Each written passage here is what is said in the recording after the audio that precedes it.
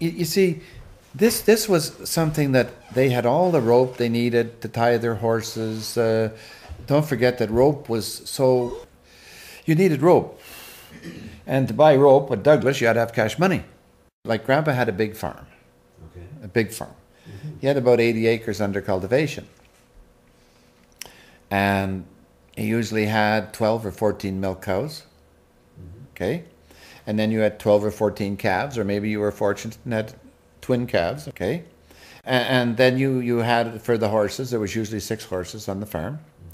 And you needed half shanks, and then you needed the big ropes that for the hay fork.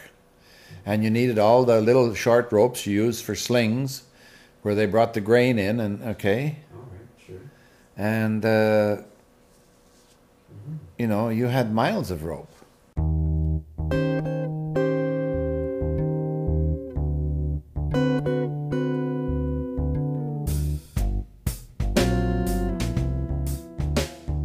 I could take you back to a story that was told many times by my grandmother. She was sent when she was 6 years old to Arm Prior to be with the McLaughlin Millionaires. And she spent several years in South America with the McLaughlins. And she talked about a place there where they cured TB. Because when I grew up, TB was still, they started testing the schools in 1938. A lot of people had TB here in this area, and especially French Canadians and Indians, okay?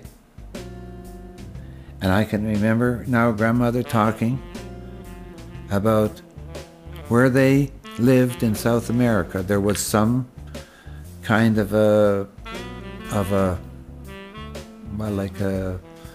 religious home run by priests.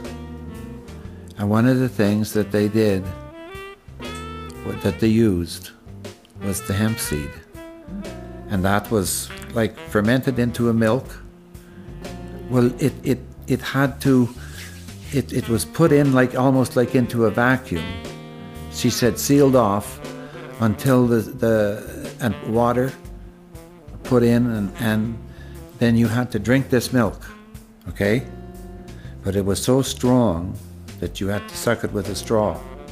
Then the pulp of that was taken out, that was dried like a cereal, and you ate that for bulk, and that cured TB. And I can remember because Henry Guettel, 1939, he was a school teacher. He was first cousin of my dad's, and he was diagnosed with TB. And I can remember Grandma talking to my dad about it. If they could get this pure, Henry wouldn't have to go to a sanitarium for a couple of years. And my grandmother talked about that all the time.